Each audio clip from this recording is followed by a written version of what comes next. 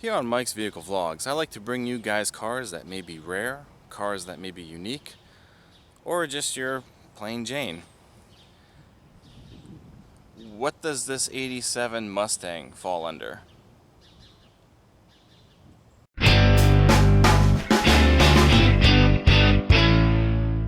Yeah, so I'm not even gonna really talk. I'm just gonna jump right into this this vlog. So this is a 1987 Ford Mustang LX convertible. And while I'm not crazy about the color, I'm not crazy about the color at all. This car is in fantastic shape. Absolutely fantastic for 87. I mean, this car is as old as I am. That's 31 years old. And you can just see how there's no rust anywhere on this car. The car still shines. The paint still shines. The headlights are clear. And for the most part, everything inside this car is functional. Surprisingly, it's in it's in near excellent condition. It's amazing.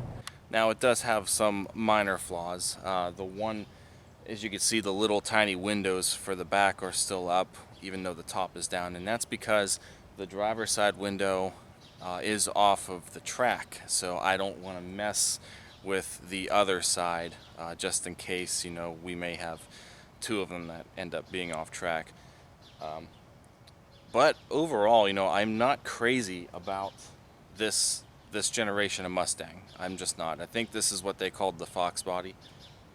I'm not crazy about this just in general, but this is a nice car.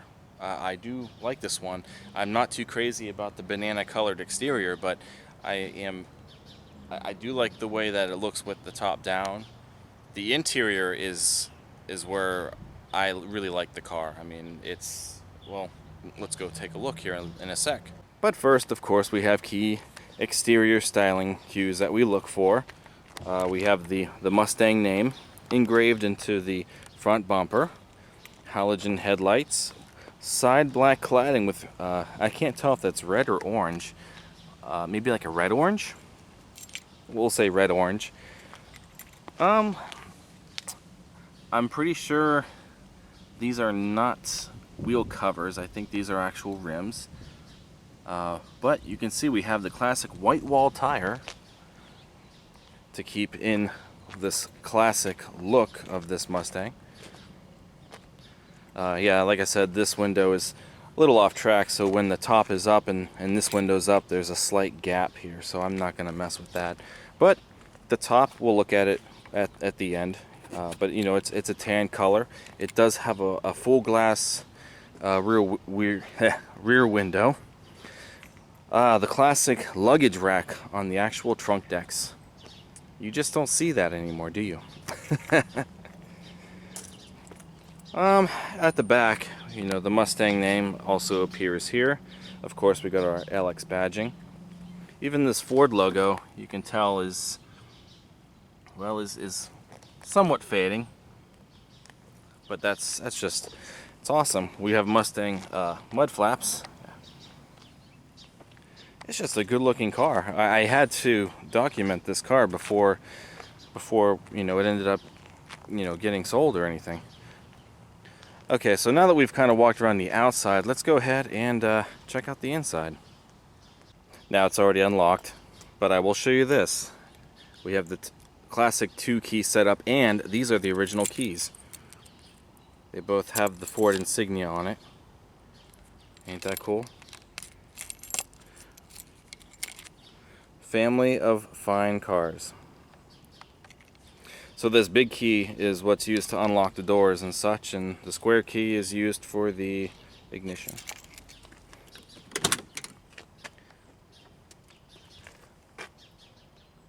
Look at how nice the inside of this car is. This is just unbelievable how well kept the owners took care of it. I mean, even if I move this mat, even the carpets, I mean, yeah, they were clean, but they're in good shape. How amazing is that? I'm just amazed, completely amazed by how awesome of a condition this car is in. So I had to do it. Had to video this car. So look at these seats. These seats are so comfortable and plush. I mean, they really are comfortable. It's just amazing at how well the seats feel for how old the car is. This one does have power door locks, power windows. The mirrors are powered also, but the controls for the mirrors are sitting right here in the center console. In the back, you have your individual window switches. Specifically, only 2 people can fit back here if they have the leg room to do it. And that's an ashtray, one of those revolving ashtrays at the bottom there. So let's get in. Oh man, it's like the seat is just so plush. Oh, it's amazing. So you may be wondering how many miles are on this. 68,302 at the moment. 68,000 miles on a 31-year-old car. Well, let's see how it runs. I know how it runs, but you guys don't.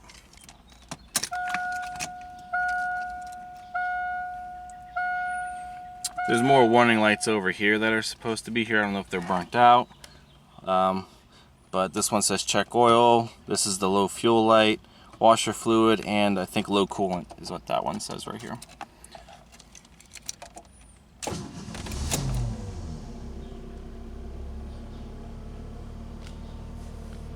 And it runs amazingly well. So other interior quirks of the 87 Mustang include your headlight controls here. This does nothing. I'm assuming maybe if you had fog lights or something, that's what this would be, but park lights, headlights. Awesome. Interior dimmers right there. On this side, we have our emergency hazards. And here's your power top control right here. On the steering wheel, we do have our cruise control. So this car is equipped with cruise control.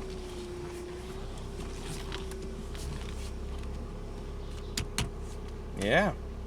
The center stack consists of your climate controls, single zone, and yes, the air conditioning does work. It's not the coldest, but it is cold, which is amazing. So because this is 1987, I went to my local Sam Goody and I picked up the newest CD from NXS, Kick, and I want to play it in my Mustang. Okay, so here we go. Oh wait, I forgot. My 87 Mustang has a cassette player. Silly me. Should have got the cassette version of that. Yeah, as you can see, this is the original AM/FM cassette player that came with this Mustang. Accord LX automatic, only $199 per month for 36 months, $21.98 due with signing. I'm not expecting the speakers to actually be any good. But yeah, it's amazing that nobody's actually upgraded the stereo in this car. That's phenomenal right there. We also have a small pocket here. It's not very deep. And of course, this has the automatic transmission. Not sure what speed it is. It's either a 3 or 4 speed. It does have overdrive, so my guess is possibly 4. And if you come back this way, we have our handbrake lever. We do have a metal ashtray. Cars don't come with metal ashtrays, I don't think, anymore. Let alone any ashtray, but here's a lighter. Looks like it may have only been used, well, I don't know, 1 or 2 times possibly. So yeah. And then, like I said, here's your mirror controls back here. This does come up, so you have just a little bit of storage, very little. And then this opens up, and it's actually a cassette case holder. So my CD case won't fit in here at all. So yeah, take it back and get the cassette version, I guess.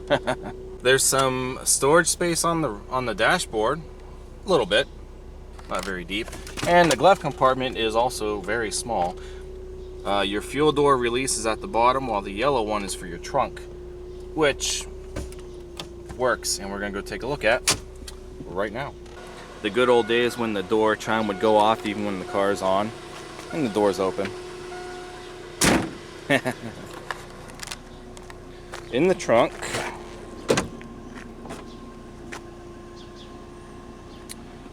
this is an additional cover to the convertible, I believe. So that has been kept with the car in this bag. So if we take this out, you can see there's not much trunk room.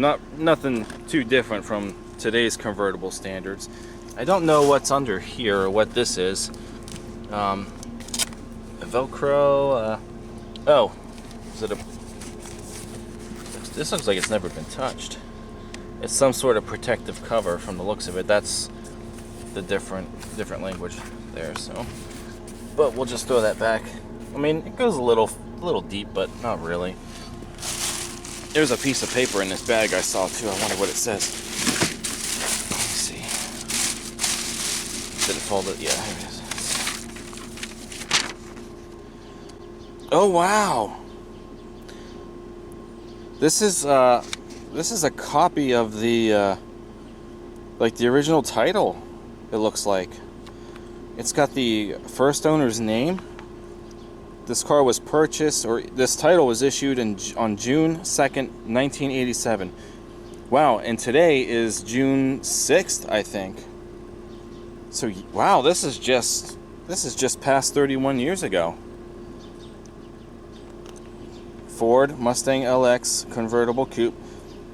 Previous owner Slavin Ford Dodge Incorporated, located in Youngstown, Ohio. I know for a fact that's not there anymore. The car had 20 miles on the odometer when it was bought, and the delivered purchase price was $13,890. That is crazy that's in there. I cut a lot of that stuff out. I don't know how much of that stuff should be shown on the internet, so we won't really post anything from that paper other than what I just read. That is amazing that's in there. You could just see how everything was kept with the car. So now for the last part of this vehicle, we get to look under the hood. Now unfortunately, this Mustang has the 2.3 liter 4-cylinder engine. What are you doing? Nothing. Guys, Hi, this is Matt. I've known Matt for years. Hi! Condolences.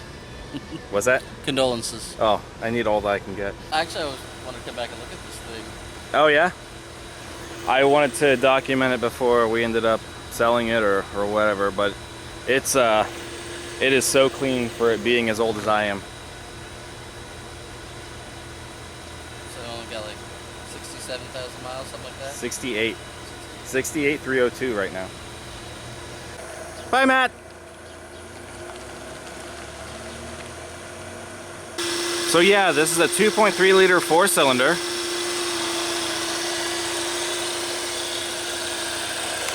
As it says there on the side. It runs very smooth.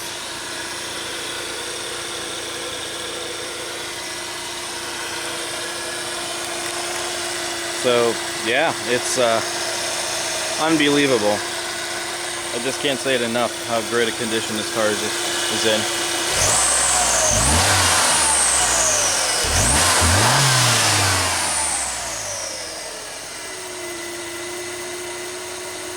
Wow.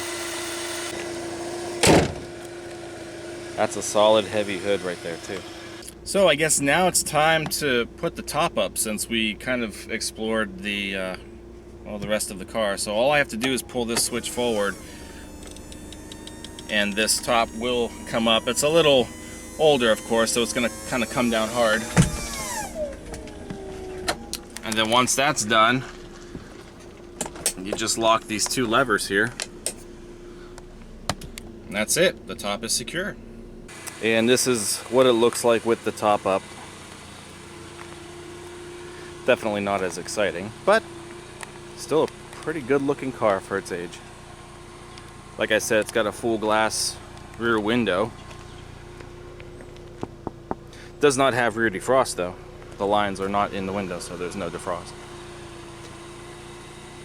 Now, one other little quirk about this Mustang that I find very interesting is when you go to shut it off, that's as far as the ignition will let you turn. So you can't pull the key out, you can't turn it back any farther. Turns out there was a little white button here, and you have to push that button in while you're turning it back towards you to actually remove the key from the ignition cylinder. Like so. So I know that this video was kind of short, but not really a whole lot to talk about with the car. I would like to drive it, but I don't know, I'm not going to take it out today. I could tell you though, just from driving it around the lot, is the steering is not as tight as I would have imagined. It does not cut corners all that well compared to a lot of cars of today. It does have power steering, of course, so that makes it easier to maneuver and such, but it just does not turn as sharp as I would have imagined it to for a car of this size. But that's pretty much all that I have to talk about today, guys. So if you guys enjoyed this vlog, please don't forget to give it a thumbs up, don't forget to comment, and don't forget to subscribe to the channel. Also check out teespring.com/stores/Mike's Vehicle Spotlight for all of your MVS and vlog merchandise. In the meantime, I'm going to go park this car back where I found it, put the keys in, and then I'm going to go buy a really expensive CD player to listen to my new NSX CD. I should have just went with the cassette. I'll see you guys later. Thanks for watching. Take care. Oh, and by the way, here's Mom's car, waiting for somebody to take her home.